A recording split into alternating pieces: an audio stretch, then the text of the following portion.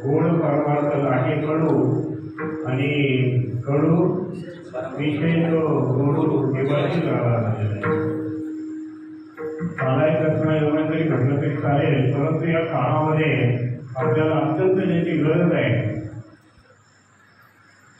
आणि हे जे कालचक्र आहे त्या कालचक्रामध्ये आपल्याला जर त्यातून वाचायचं असेल आणि परमार्थामध्ये आचरण शुद्धता झाली पाहिजे, त्याकरता एक कीर्तन प्रवचन होत असतं आणि त्यामुळे ते अत्यंत आवश्यक आहे. 30 वर्ष आले महाराज, अगदी मी प्रामाणिकपणे म्हणतो की 1965 पासून इथंच राहतोय. 1983 मध्ये या लोकांनी मला बाहेर काढून दिलं शिल्पाळीमध्ये. 30 वर्षामध्ये एकही असा आला नाही माझ्याकडे की म्हणजे मला वारकरी व्हायचंही, बाळ आली मला तुम्ही गळ्यात घाला, एकही नाही. काय करणार, दररोज आम्ही संपारे हा उत्सव सावकार लागला. आमच्याकरता येऊ नका, कारखान्याकरता येऊ नका, महाराजांकरता येऊ नका, कीर्तन ऐकण्याकरता येऊ नका, पण संस्था महाराजाशिवाय आल्याशिवाय राहू नका. खरं आपल्याला या ठिकाणी अरे या बाबाची किती उपकार आहे, नामामध्ये त्यांचा जन्म सफल झाला, भविष्य उतरायला जिसका सावता देखील म्हटलं तरी तुमचा वंशाचा उद्धार झाल्याचा राहणार नाही, महाराजांनी तेच सांगितलंय. आणि म्हणून प्रत्येक बालकाने त्या ठिकाणी ती नेहमी करता एक उदाहरण देत असतो म्हटलं ते मुसलमानाचं बरं का. तो गृहस्थ सकाळी 5 वाजता आपल्या मुलाला त्या शाळेमध्ये घेऊन जाणार लागतो, सकाळी 5 वाजता.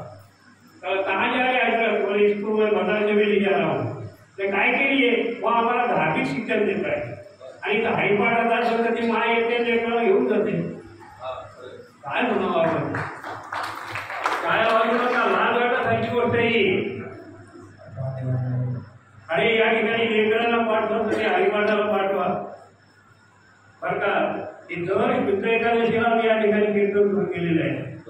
5 पाठवा असतात आणि बाकीचे गावं घरी झोपलेले असतात. वाटायला पाहिजे की आपण सप्ताह जो या ठिकाणी करतो हा सप्ताह सावता महाराजांचा आहे. आपण जर या ठिकाणी आलो नाही तर बाकीचे लोक येतील आपले, आपण यायला पाहिजे, आणायला पाहिजे. तुम्ही लोकांनी महाराजांनी आपल्याला आव्हान केलं की उद्या हा मंडप पुन्हा भरला पाहिजे. तुम्ही भरला तर राहते पण निकाला झाल्याशिवाय राहणारी अशी वृत्ती माणसाची आहे.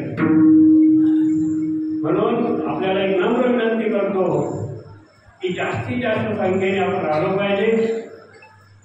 त्या मुंग्यामध्ये आहेत आपल्यापेक्षा, एक मुंगी निघली ना त्याच्यावर सर्व मुंगी तिकडे निघतात.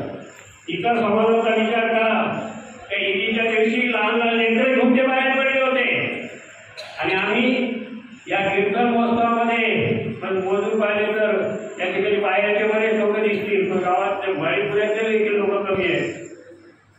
म्हणून अगदी पोटतिडकीने या ठिकाणी आपल्याला विनंती करतो की महाराजांनी आपल्याला जी विनंती केली त्या विनंतीला मान द्या आणि जास्तीत जास्त संख्येने या ठिकाणी हा कीर्तन महोत्सव साजरा करा. महाराज आपण आला त्याबद्दल पुनश्च मी आपल्या या ठिकाणी आभार मानतो. उद्या सकाळी